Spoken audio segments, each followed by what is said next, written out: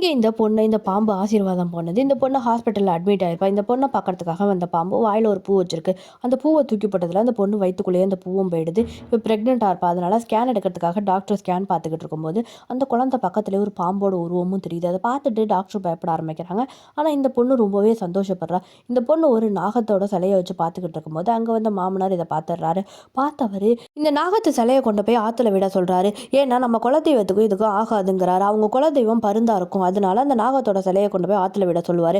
இப்ப இவளும் வேற வழி இல்லாம அந்த சிலைய எடுத்துக்கிட்டு ஆத்துக்கு போறா.